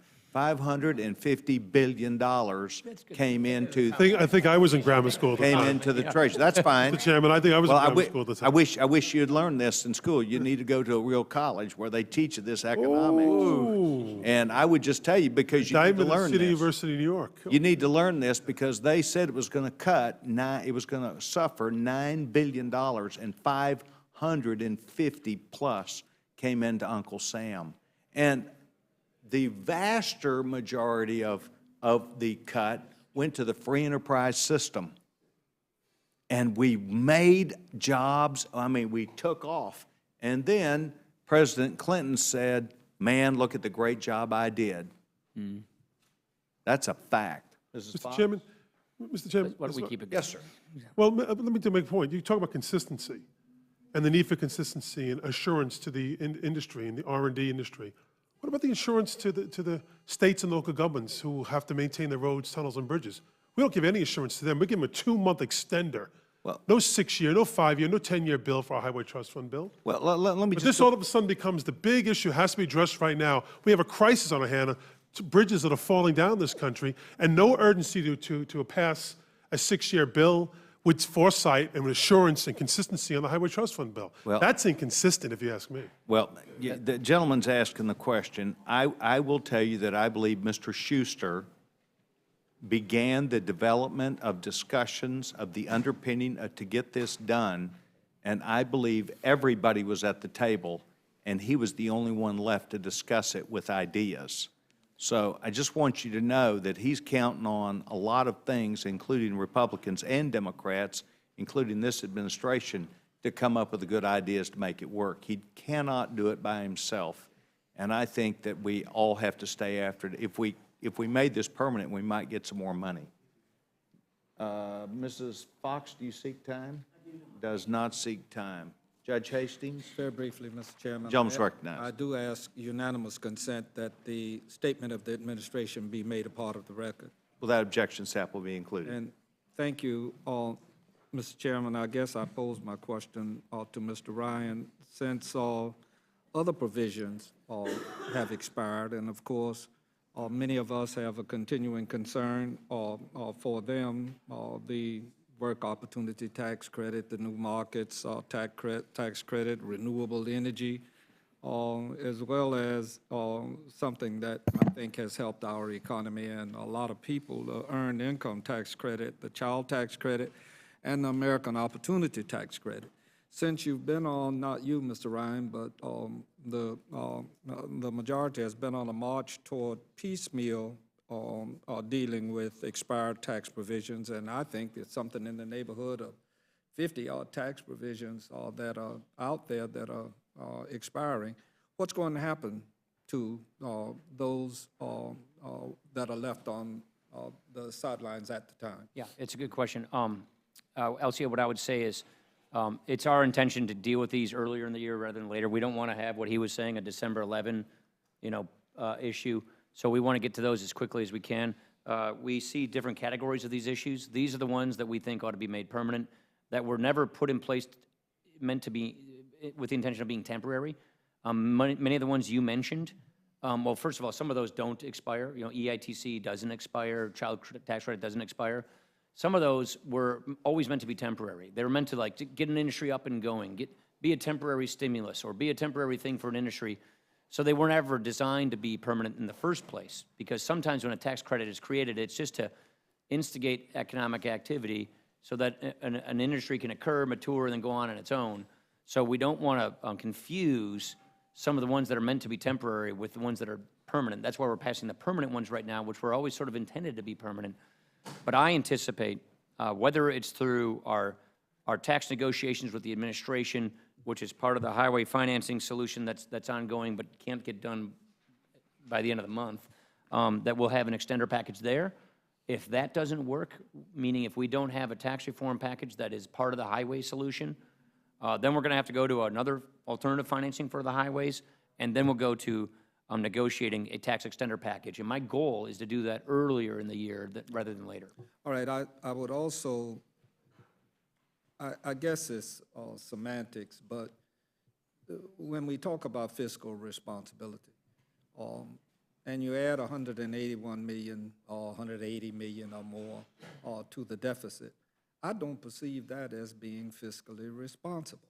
How is it that that's fiscally responsible? I think it's funny money. I think it's a fallacy. The score. I think the score is illusory and it's fictional on a spreadsheet. In that, we've never intended to get rid of this tax credit, the R&D credit. We've always extended it, and every year we extend it. We don't go raise taxes somewhere else to keep it where it is, to extend it. And so, I don't think that this score, which assumes it's repealed and then replaced, is an accurate reflection of reality. And that's the argument I'd make. Yeah, well, then if I were to reflect what I think reality is and what I don't think this institution is willing to deal with. And I'm not talking to you, I'm talking to all of us. I said yesterday with reference to the Highway Trust Fund. Even in the district, he had been on the job 2 weeks, and Anthony Fox came down to Broward County, and all of us Congress people were there.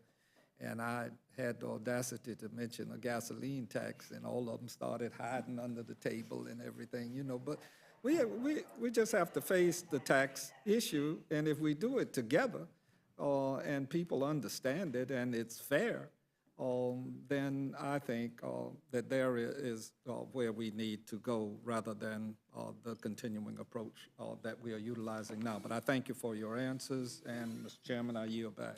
Yes, sir. Mr. Polis?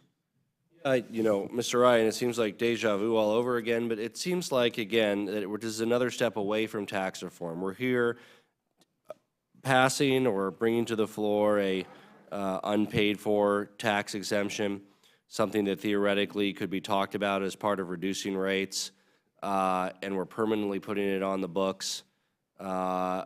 How can you convince me that this is a step towards tax reform rather than what it seems like, which is just a step further down the road of special interest tax expenditures that distort decision-making in the market economy?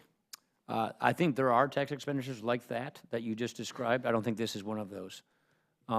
Doesn't every tax expenditure distort private sector decision-making by bringing in tax considerations? I think this is more of a general interest, broad-based. This isn't one sector for one type of activity. You know, this is an economy-wide expensing mechanism designed to encourage research and development, which is good for economic growth. So it's policy that we've already pre-identified. I'll just finish answering your question. It's policy that we've already pre-identified as healthy and good for the economy. It's one that is restraining the economy because of its uncertain nature, because of expiration, that we believe ought to be made permanent. There is bipartisan support for making it permanent. We believe that this would be this permanent feature should be a part of the current code or any new code that we have with tax reform. So therefore, we see it as consistent and in the direction of going to tax reform. And we think it's important to send the signals to the marketplace that this is the kind of permanency that we're seeking. And we also do believe that the Senate it takes them time to get to things, but we think they may in fact bring these up. Are you telling me that the R&D tax credit as prescribed in this bill is off the table for tax reform? No, I think it will be in this code and in any new code that we contemplate. So let's assume we do tax reform that looks like what we want it to look like. We will have a permanent R&D tax credit as part of that in our judgment. Mr. Crowley? Why? If you do it now, why do you have to do it then? You actually take these folks off the field. They don't have to play anymore at that point. And I think it's the certainty, that's why, to produce some certainty in the economy. I think the certainty is that they know they're going to have it next year. That's going to happen because we've done it. Look, I think we all agree that the R&D tax credit has merit. It's a smart thing to do. It's a really question, I think, to do it within the context, as I said before, of the overhaul of the entire system. Much of what you put forward may very well be something we do in the overhauling of the entire system, but not piecemeal. This, again, is a piecemeal approach, as I said before, which the Senate is not going to take up. We're just spinning our wheels here when we should be actually getting down to the business of actually overhauling the entire code. I agree with you, Mr. Poles. And it seems to me, you know, this body only seems to act when it absolutely has to, so it's facing a transportation funding deal, it's putting together a short-term one, maybe they'll put together a long-term one if they're under the gun in 2 months. And by removing these various expiring provisions, you're actually dissolving the very type of crisis that can force a more comprehensive action on tax reform. So, I mean, you're removing the impetus for tax reform by, not just this, by the way, I mean, by the series of unpaid for permanent tax cut bills that you've put before us. So, I just don't see how this is consistent with your purported direction of moving towards comprehensive tax reform. And in fact, I worry that these kind of bills, and you can defend any one of them, I mean, they all, you know, they're all things that are discussed as part of tax reform, but in the aggregate and permanently, I believe, not ideologically, just as a member, a student of the legislative process, that it'll make it harder to get to tax reform. I respectfully disagree. I hope I'm wrong, Mr. Ryan, and I hope you're right, and we'll see. And I'll yield back the balance of my time. Makes time. Chairman Cole? Thank you. I know we're under time constraints here, so I just want to begin by thanking the chairman for bringing this excellent piece of policy here. I think I can assure my friends if it passes the House, it will get taken up in the Senate. It'd be very hard for Republican Senate to leave something like this there. I'm not sympathetic to the idea that we should wait to crisis to develop. If you actually have a good idea that we actually both agree on, that we have Democrats and Republicans that have passed together over and over, Democrats quite often not paying for it when they passed it because it was a good idea. The idea was it was going to stimulate enough economic growth. We ought to just do that. It's permanent in the policy. I think you both have made the point very well about how waiting around last year was a disincentive to economic growth. We've got an opportunity to correct that here. I'd love to have more time and debate my friend from New York because we remember the past a little differently. I recall President Clinton never submitted a balanced budget and never got one until he had a Republican Congress for 6 years. To sort of suggest that he balanced the budget, I think misstates what happened. And with all due respect, President Bush didn't leave $1 trillion deficit. That's counting the whole fiscal year 2009, 3/4 of which is under Obama, and had some things in it which may be worthy, but this President Obama added S-chip, President Obama added the stimulus, President Obama recommended that we expand in Afghanistan. Those are not things that belong on the Bush record. I'm not saying you don't leave a deficit. I will. I'll certainly give my friend a chance to reply because I want to give him a chance to reply to all of it. And then with all due respect, when our friends were in the majority, the deficit went up every single year, whether it was a Democratic or Republican president. It's come down every single year since there's been a Republican Congress. So to suggest that we somehow aren't serious about deficit reduction, just not the case. Now, sometimes I would actually agree the two sides work, check one another in ways that contribute to that deficit reduction. Had a process somewhat similar to that during the Clinton years.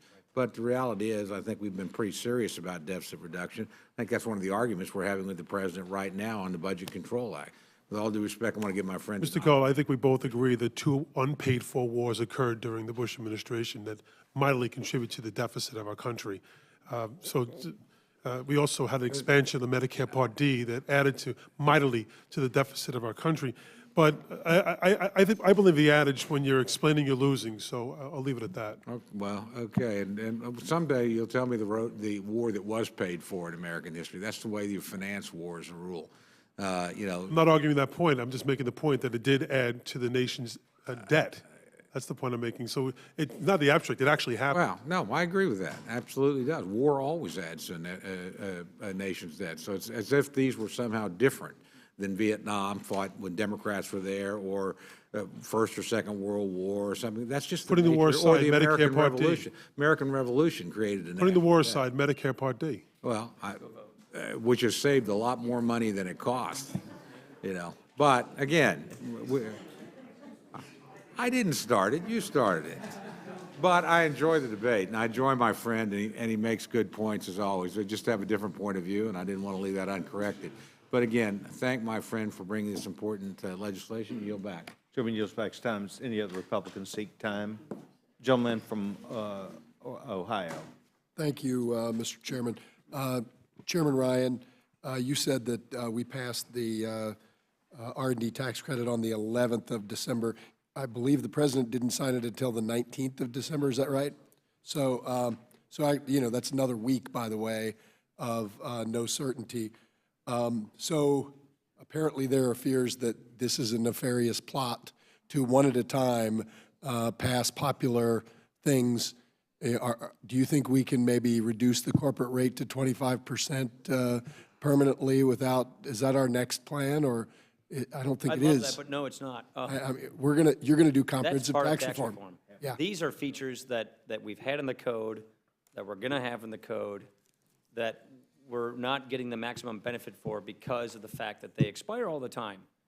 And so why don't we get the benefit, which is these are there, let's use them and let businesses understand that these are permanent features so they can actually use the benefit of the policy by knowing the policy is going to stick. Right. And this is not tax reform. This is tax certainty. So there, And tax reform is doing all these other things that we have to do. there seems to be a argument from the other side that we need to have a cliff and need to have some giant bill to do everything all at once. So I'm just curious, Chairman Ryan, if you can help me understand, did the fiscal cliff as one big thing with the super committee, did that work out really well or not? Yeah, Did I we get don't- a deal on that? Manufacturing crises to get government to act does not strike me as good government. You guys are pretty good at it. I don't think that's particularly Everybody responsible. does it, and it shouldn't be done. So, parties have and I do want to say to both of you, it sounds to me like you are Danny DeVito and Arnold Schwarzenegger from take Twins. Arnold Schwarzenegger. So you say you both say you want certainty. You disagree about how to get there, but you both say you want certainty. You both say you dislike a temporary tax code. At least I thought I heard you both say that. So I hope we can get to certainty with real comprehensive tax reform. But I think taking a few consensus items off the table first is a common sense approach. And this is one of those. It's gotten bipartisan support almost every time. So Let me just make yes, one sir. point. The malpractice in terms of tax wasn't caused by the president. And an additional I'm week not- I at the didn't end of- say that. I'm not additional blaming week at the anybody. end of the year to sign the bill Yeah. really didn't do anything discernibly to. I'm just saying it took to make 7 more anyone make an days. investment, a thought of investment they should have had a year to prepare for at least, or permanently. But the malpractice took place that the Congress didn't act until the end of the year, making it retroactive. It wasn't the president. No, but I'm just saying it took 7 more days to sign it after the Congress. Inconsequential So at that point. December 19th instead of December 11th inconsequential is even less time, Yeah. is the point. It was inconsequential at that It is a fact when he signed it, but, so, I will ask you one follow-up, Mr. Crowley. You don't think it's a problem to not pay for the bill if we do it in December or sometime later in the year for 1 year, but it's a problem, you have to have it paid for if you. The number that is presented is $181 billion. I didn't bring that out of the air. That's what we were told it's going to cost. So that's a much larger number than whatever the 1 year extended would be that would have to be factored in. And what I'm suggesting, and I'll say it again to repeat, is I think we need to address this in an overhauling of the tax code and not one-offs, not one-off here, not a one-off there. I think this is a tool that could be, that we need to continue, but not permanently without taking it into full context of an overhaul of the tax code. I appreciate the gentleman's opinion. I appreciate that you guys agree on a lot of things. I hope we can take some of these consensus items off the table so you can do real hard work in tax reform. There's a whole lot of other big decisions that need made, but I certainly respect the gentleman's disagreement, and I yield back the balance of my time. Gentleman, just flex time. I agree. Gentleman's I recognized. just want to, I agree with these guys, not those guys. I'll yield back my time. Thank you, Danny. I never thought you'd show up, Danny. By the way, he needed the help. Does anybody else seek time? I want to thank this panel. Joe, thank you very much. Mr. Chairman, thank you for taking time to come see us. I'd like to call up the next panel that we believe we can expeditiously get through. If you both could please leave whatever you had in writing for our great stenographer. So I'll kind of count on the staffs to do that. Thank you very much. Chairman Smith, welcome.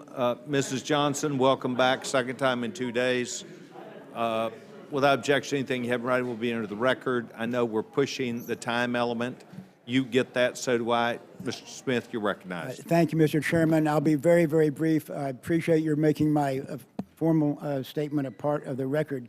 The Space Act really just does one thing. Space commercialization is the future of space. This encourages private companies to build rockets, take risk, and shoot for the heavens. And anything we can do to help the private sector in the commercialization of space, I think is a good idea. This has been endorsed by all members of the space industry. I know of no opposition. Lastly, I would just hand it a statement of administration policy. The administration does not oppose House passage of this bill. Thank you, Mr. Chairman. Thank you very much. Mrs. Johnson?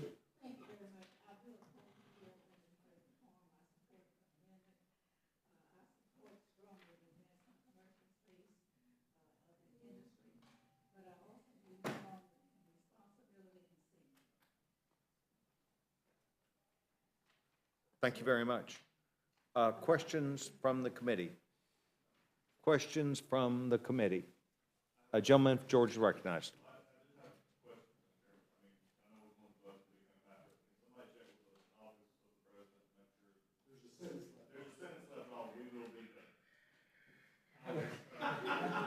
Could I borrow?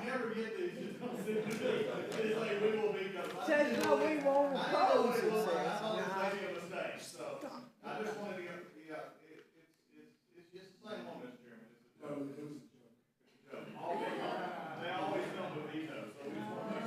Oh.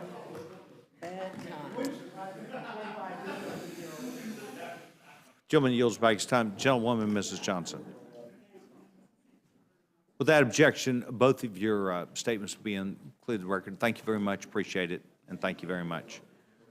This now closes the hearing portion of H.R. 2262, H.R. 880, and of course 1335.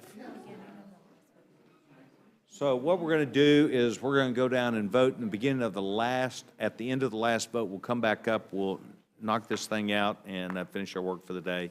So subject to call the chair, we're going to go vote.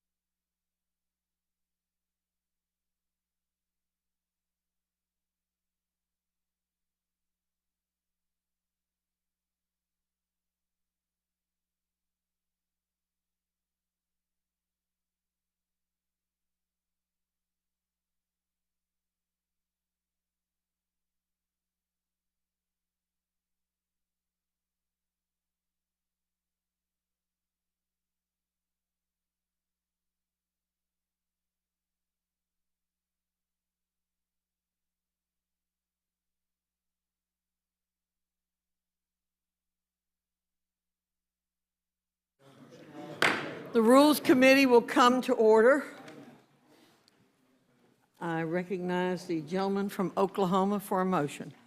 Madam Chairman, I move the committee grant H.R. 2262, the Space Act of 2015, a structured rule. The rule provides 1 hour of general debate equally divided and controlled by the chair, ranking minority member of the Committee on Science, Space, and Technology, or their respective designees. The rule waives all points of order against consideration of the bill. The rule makes an order as original text for purpose of amendment, an amendment in the nature of a substitute consisting of the text of Rules Committee print 114-17, and provides that it shall be considered as read. The rule waives all points of order against the amendment in the nature of a substitute. The rule makes an order only those further amendments printed in Part A of the Rules Committee report. Each such amendment may be offered only in the order printed in the report, may be offered only by a member designated in the report, shall be considered as read, shall be debatable for the time specified in the report, equally divided and controlled by the proponent and unopponent, shall not be subject to amendment, and shall not be subject to a demand for division on the question. The rule waives all points of order against the amendments printed in Part A of the report. The rule provides one motion to recommit with or without instructions. Section 2 of the rule provides for the consideration of H.R. 880, the American Research and Competitiveness Act of 2015, under a closed rule. The rule provides 1 hour of debate equally divided and controlled by the chair and ranking minority member of the Committee on Ways and Means. The rule waives all points of order against consideration of the bill. The rule provides that the amendment in the nature of a substitute recommended by the Committee on Ways and Means, now printed in the bill, modified by the amendment printed in Part B of the Rules Committee report, shall be considered as adopted, and the bill as amended shall be considered as read. The rule waives all points of order against provisions in the bill as amended. The rule provides one motion to recommit with or without instructions. Section 3 of the rule provides that it shall be in order at any time on the legislative day of May 21st, 2015, for the Speaker to entertain motions that the House suspend the rules as though under Clause 1 of Rule 15, and that the Speaker or his designee shall consult with the minority leader or her designee on the designation of any matter for consideration pursuant to this section.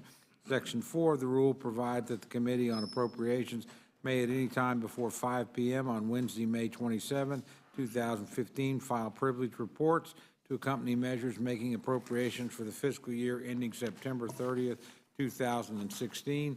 Section 5 of the rule provides that any legislative day during the period from May 22nd, 2015 through May 29th, 2015, the journal of the proceedings of the previous day shall be considered as approved, and the chair may at any time declare the House adjourned to meet at a date and time announced by the chair in declaring the adjournment. Section 6 of the rule provides that the Speaker may appoint members to perform the duties of chair for the duration of the period addressed by Section 5. You've heard the motion of the gentleman from Oklahoma. Is there any discussion? Mr. McGovern. First of all, Madam Chair, I'd like to ask unanimous consent to insert on the record the statement of Congresswoman Sheila Jackson Lee of Texas in support of amendments to H.R. 2262. Without objection. And I have an amendment. I have an amendment to the rule. I move the committee strike the provision of the rule that self-executes the amendment to H.R. 880 by Representative Ryan, which would waive statutory pay-as-you-go, and I think all you fiscal hawks will want to support my amendment, so I urge a yes support. You've heard the motion from the gentleman from Massachusetts. All those in favor say aye. Aye. Those opposed say no. No. The noes I asked have for a it. roll call because it sounded close.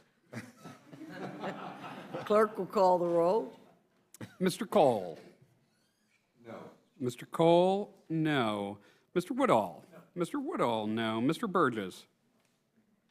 Mr. Burgess? No. Mr. Stivers? Mr. Stivers? No. Mr. Collins? Mr. Collins? No. Mr. Byrne? Mr. Byrne? No. Mr. Newhouse? Mr. Newhouse? No. Ms. Slaughter? Aye. Ms. Slaughter? Aye. Mr. McGovern? Aye. Mr. McGovern? Aye. Mr. Hastings? Mr. Hastings? Aye. Mr. Polis? Mr. Sessions? Madam Chair? No. Madam Chair? No. Clerk will report the total. 3 yeas, 8 nays. Madam The Chair? motion is not agreed to. Madam Chair, I have an amendment to the rule. I move the committee grant H.R. 2262 and H.R. 880 each an open rule so that all members have the opportunity to offer amendments on the floor. You've heard the motion from the gentleman from Florida. All those in favor say aye. Aye. Those opposed say no. I ask for a roll call, Madam Chair. Clerk will call the roll. Mr. Sessions, Mr. Cole. Mr. Cole, no. Mr. Woodall. Mr. Woodall, no. Mr. Burgess. Mr. Burgess, no. Mr. Stivers. Mr. Stivers, no. Mr. Collins. Mr. Collins, no. Mr. Byrne. Mr. Byrne, no. Mr. Newhouse. Mr. Newhouse, no. Ms. Slaughter. Yes. Ms. Slaughter, aye. Mr. McGovern. Aye. Mr. McGovern, aye. Mr. Hastings. Yay. Mr. Hastings, aye. Mr. Polis. Madam Chair. Nay. Madam Chair, no. Clerk will report the total. 3 yeas, 8 nays. Motion is not agreed to. You've heard the motion from the gentleman from Oklahoma. Those in favor say aye. Aye. Those opposed say no. No. In the opinion of the chair, the motion is carried, passed. There's another motion on the from the gentleman from Oklahoma. Madam Chairman, I move the committee grant H.R. 1335, the Strengthening Fishing Communities and Increasing Flexibility in Fisheries Management Act, the structured rule.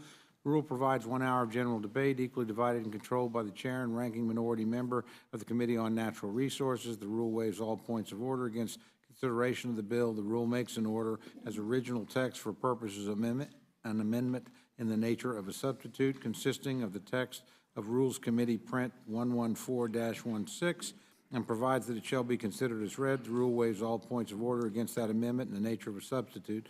The rule makes an order only those further amendments printed in the Rules Committee report. Each amendment may be offered only in the order printed in the report, may be offered only by a member designated in the report, shall be considered as read, shall be debatable for the time specified in the report, equally divided and controlled by the proponent and unopponent, may be withdrawn by the proponent at any time before the action thereon, shall not be subject to amendment, and shall not be subject to a demand for division of the question. The rule waives all points of order against the amendments printed in the report. Finally, the rule provides one motion to recommit with or without instructions. You've heard the motion from the gentleman from Oklahoma. Is there any discussion? Yes, Madam Chairman, I have an amendment. But first, I'd like to ask unanimous consent to put in the statement of Congressman Sablan, who had a typhoon, I believe, in Northern Mariana this weekend. Without He's not able objection. to be here. And I have an amendment. I'd like to offer an amendment to the rule. Move the committee grant H.R. 1335 an open rule so that all members have the opportunity to offer amendments to the bill on the floor. You've heard the motion from the gentlewoman from New York. All those in favor say aye. Aye. Those opposed say no. No. In the opinion of the chair, the noes have it. Roll call, please. Clerk will call the roll. Mr. Sessions, Mr. Cole. Mr. Cole, no. Mr. Woodall. Mr. Woodall, no. Mr. Burgess. Mr. Burgess, no. Mr. Stivers. Mr. Stivers, no. Mr. Collins. Mr. Collins, no. Mr. Byrne. Mr. Byrne, no. Mr. Newhouse. Mr. Newhouse, no. Ms. Slaughter. Yes. Ms. Slaughter, aye. Mr. McGovern. Aye. Mr. McGovern, aye. Mr. Hastings. Aye. Mr. Hastings, aye. Mr. Polis. Madam Chair. No. Madam Chair, no. The clerk will report the totals. 3 yeas, 8 nays. The motion is not agreed to. Any further motions? Then the vote will occur on the motion from the gentleman from Oklahoma. All those in favor say aye. Aye. All those opposed say no. No. In the opinion of the chair, the ayes have it. Roll call, please. Roll call. Mr. Sessions, Mr. Cole. Aye. Mr. Cole, aye. Mr. Woodall. Mr. Woodall, aye. Mr. Burgess. Mr. Burgess, aye. Mr. Stivers. Mr. Stivers, aye. Mr. Collins. Mr. Collins, aye. Mr. Byrne. Mr. Byrne, aye. Mr. Newhouse. Mr. Newhouse, aye. Ms. Slaughter. No. Ms. Slaughter, no. Mr. McGovern. No. Mr. McGovern, no. Mr. Hastings. Mr. Hastings, no. Mr. Polis. Madam Chair. Aye. Madam Chair, aye. Clerk will report the total. 8 yeas, 3 nays. The motion is agreed to for the manager of the Space Act will be Mr. Stivers, and for the fisheries will be Mr. Byrne. And for the minority, Mr. Hastings will carry the rule for space and R&D, Mr. Polis for fisheries. Thank you very much. As far as I know, we will not have to meet again. Everybody have a great recess time. Thank you. Meeting is adjourned.